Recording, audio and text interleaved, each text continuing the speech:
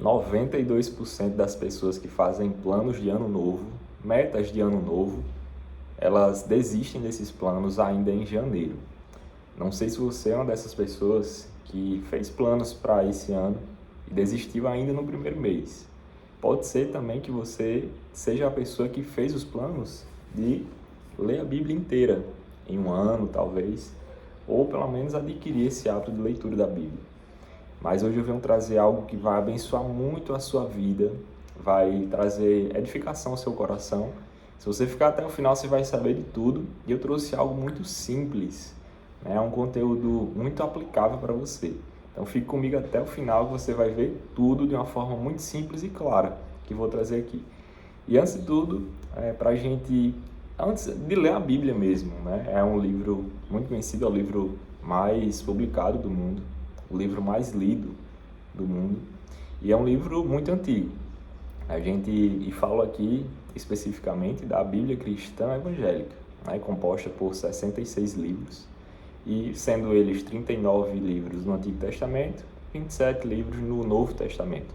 E olha que interessante, não sei se você já ouviu falar disso, mas desde o primeiro livro escrito, o escrito original, até o último, mais recente, são uma distância de 1.500 anos aproximadamente de diferença. Então a gente precisa considerar isso e entender essa informação básica, né? Que não é algo atual. Outra coisa, a Bíblia, a história dela, todas aquelas coisas que iam se passando naquela época, estavam a anos de distância de hoje. E outra coisa, contexto cultural, né? Todo aquele cenário bíblico era um contexto cultural do Oriente Médio. Então, muito diferente para mim e para você, né? Que eu, por exemplo, moro aqui no Brasil, acredito que você esteja vendo esse vídeo também. Então, é uma diferença cultural, uma diferença temporal muito grande, e aí precisa ser considerado tudo isso. Além de tudo, foram 40 autores que escreveram esses manuscritos, né?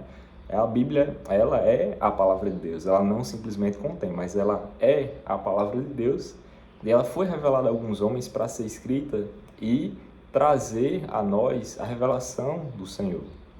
Mas diante disso a gente precisa também entender, né, que homens precisaram receber a inspiração do Senhor para escrever e nos repassar essa mensagem. E aí entram também numa questão que, beleza, eu sei disso tudo agora, sei que o contexto é tudo diferente, tem um tempo muito gigante de diferença, desde o primeiro que escreveu até o último livro que foi escrito. Sei também que tem toda essa questão cultural, eles eram do Oriente Médio, e como é que eu traduzo isso, né? E como é que a Bíblia chega até aqui? A gente vai observar o seguinte: existem algumas linguagens, né, que traduzem a Bíblia dos manuscritos originais para a linguagem nossa. Por exemplo, vou mencionar a RA, que é a Almeida Revista Atualizada, tem a NAA, que é a Nova Almeida Atualizada, NTLH, Nova Tradução na Linguagem de Hoje, e NVI, que é a Nova Versão Internacional. São versões diferentes. E aí você pode até se perguntar, são a mesma coisa? Mas sim, são a mesma palavra, mas eles mantêm a semântica, o sentido do texto ele tem que estar inalterado, né? Caso contrário, se você conhece alguma versão das que eu não mencionei, mas que tem um sentido alterado, eu aconselho você não ler essa Bíblia, tá? Porque Apocalipse diz isso, né? Que todo aquele que tirar um tio ou uma letra, uma vírgula, né? Esse aí não será considerado no reino de Deus. Então precisamos entender tudo isso para um contexto antes da gente ler a Bíblia, que é a palavra de Deus. E aí tem essa coisa assim que, meu Deus, eu sei que tem várias linguagens, mas como é que eu vou ler? E tem uma primeira coisa que vou mencionar aqui, pouca gente diz, pouca gente fala, mas vai facilitar e muito a sua jornada lendo a Bíblia. Primeira coisa é você escolher uma linguagem ideal para a sua compreensão. Por quê?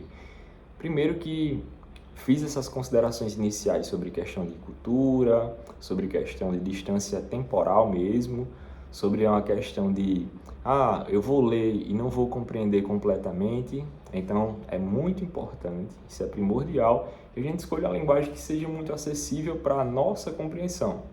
E eu vou mencionar uma delas. É até engraçado porque essa aqui é a minha Bíblia favorita, né? Bem acabadinha e tudo. Ela é a versão NTLH. E eu sempre levo ela para muitos lugares, né? Eu nunca reformei ela, não fiz o reparo e tudo. Mas é a Bíblia que eu gosto de ler por ser uma linguagem muito fácil de leitura. Se a gente pegar alguns exemplos como a dracma, né? O que é uma dracma? Na linguagem, na portuguesa de Portugal, fala dracma, mas na verdade pouca gente aqui no Brasil sabe que é uma dracma. E assim, você vai ler aquele texto, ler Lucas 15, que é a trilogia da redenção, vai falar sobre a dracma perdida, a ovelha perdida e o filho pródigo. Só que como é que a gente entende se a gente não souber o sentido dessas palavras? Já nessa linguagem NTLH, que acabei de mostrar, ele traduz para o contexto de hoje e para uma forma compreensível para nós, que é uma moeda. A dracma é simplesmente a moeda, né? Então, algumas coisas dessas, algumas nuances dessas, vão fazer diferença completamente na sua compreensão da Bíblia. É aquela coisa de você ler um texto e dizer, meu Deus, eu conheço todas as palavras desse texto, mas eu não estou entendendo o que ele está querendo dizer. Então, esse primeiro passo, que pouca gente sabe, talvez pouca gente já falou isso, mas vai facilitar aí muito a sua jornada lendo a Bíblia. Tem algumas outras coisas que eu vou mencionar, vou precisar que você preste muitíssima atenção nisso aqui. E principalmente, é mais simples do que parece, mas pouca gente usa. Eu vou ler a Bíblia, começo como? Começa em Gênesis, começa em Mateus, que é no Novo Testamento. Já vi muitos colegas orientando várias formas de ler a Bíblia. Existe essa forma perfeita, mágica para ler a Bíblia, mas vou trazer um aqui que vai ajudar muito nesse seu processo de leitura, principalmente se você nunca leu a Bíblia inteira. Isso vai ser bem simples para você seguir, que é seguir um roteiro bíblico. Essa questão de seguir o roteiro vai facilitar muito porque vai lhe entregar um controle, que é o primeiro ponto, e outra coisa, seguir esse roteiro vai te dar também um jeito de você conferir se você está seguindo, vai lhe dar uma certa motivação, porque você vai dando um checkzinho lá em cada dia que você foi cumprindo, e aí isso vai lhe dar tanto mais ânimo de ver, já consegui ler bastante dias, sei lá, tô no 15º dia, legal, já fui 15 dias, vamos continuar e tal. Então, cheguei a 100 dias, aí você já fica animado, já conseguiu os 100, e aí isso te motiva a conseguir o restante, né? E outra coisa é que também você vai ter uma ordem de leitura. Os planos bíblicos, eles são preparados por pessoas que organizaram, né, aqueles livros, os 66 que mencionei, de uma forma bem interessante para os textos serem tanto lidos de uma forma organizada, como também compreendidos no sentido geral da Bíblia inteira. Vou mencionar um plano bíblico que eu segui e se encontra aqui nessa Bíblia de Estudo, NAA. Ele é um plano bíblico que é mesclado, né? Ele é um plano que coloca 3 capítulos por dia, mas aí esse plano ele não coloca, por exemplo, vou começar de Gênesis 1, 2 e 3. Não, ele organiza, né? Reorganiza essa leitura de modo a colocar um livro do Antigo Testamento, um livro sapiencial, podendo ser, por exemplo, Provérbios, Eclesiastes, tem também um Salmo, né? E coloca um Novo Testamento. Então, dá um exemplo. 1º de janeiro, vou começar lendo Gênesis 1, vou ler Salmo 1 e ler o Mateus 1. Então, você vai conseguir ter uma amplitude de compreensão da Bíblia, a Palavra de Deus, no Antigo Testamento. Você vai ler um salmo que adora ao Senhor, algum salmo de orientação, salmo de sabedoria, e também ler o Novo Testamento, que acaba conectando todas essas 3 coisas, né? Que o Antigo Testamento, abrindo um parênteses aqui, ele aponta para Jesus e o Novo Testamento ele mostra esse cumprimento. Tá? Então é a segunda coisa que eu queria deixar, que vai ajudar muito a sua jornada de leitura. Siga um plano bíblico. E assim, uma estratégia fantástica. Essa daqui é a melhor coisa que eu poderia falar nesses minutos aqui de conversa, de uma orientação bem simples. que é um segredo fantástico para a consistência. Vocês manterem a constância e não falhar. Isso é muito interessante. Por quê? Muita gente começa a ler a Bíblia. Se você não está entre os 92% que desistem ainda em janeiro, excelente. Mas pode ser que você esteja nesses 92%.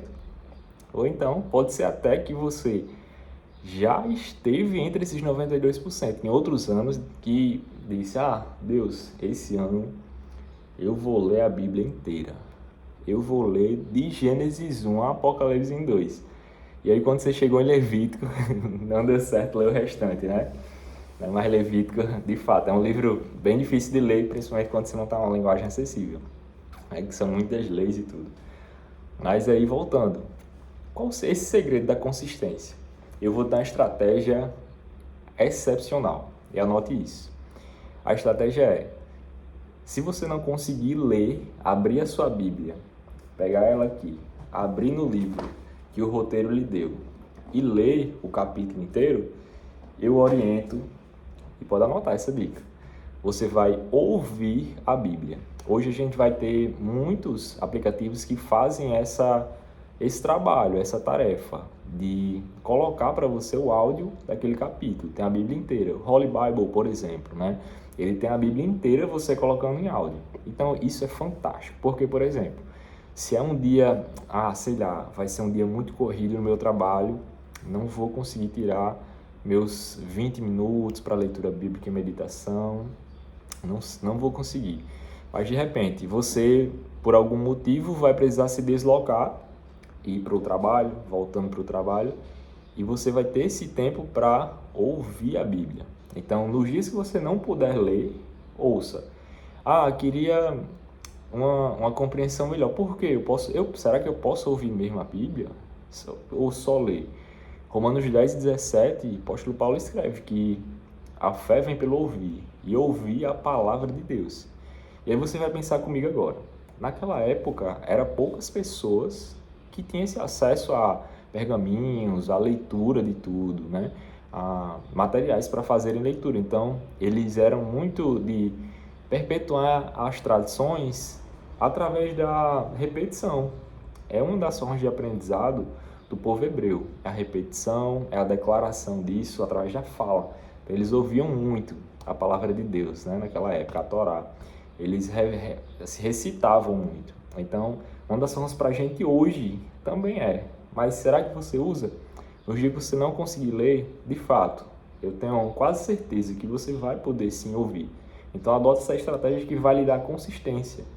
Porque caso você quebre essa consistência, você vai desanimar, os dias vão passar, vai acumular e você não vai conseguir correr atrás. E se talvez você queira uma explicação científica, tem um gráfico que é uma pirâmide de aprendizado de William Glasser. Ele vai colocar uma escadinha, um ranking de quais as formas de aprendizados que são melhores. Eu vou trazer 3 agora desse estudo que ele fez.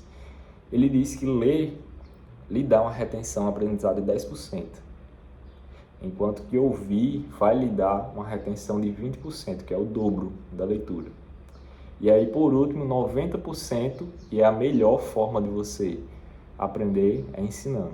Então, já finalizo esse vídeo de hoje dizendo a você que não deixe de ler sua Bíblia, não deixe de ouvir a sua Bíblia, não deixe de ensinar a Bíblia.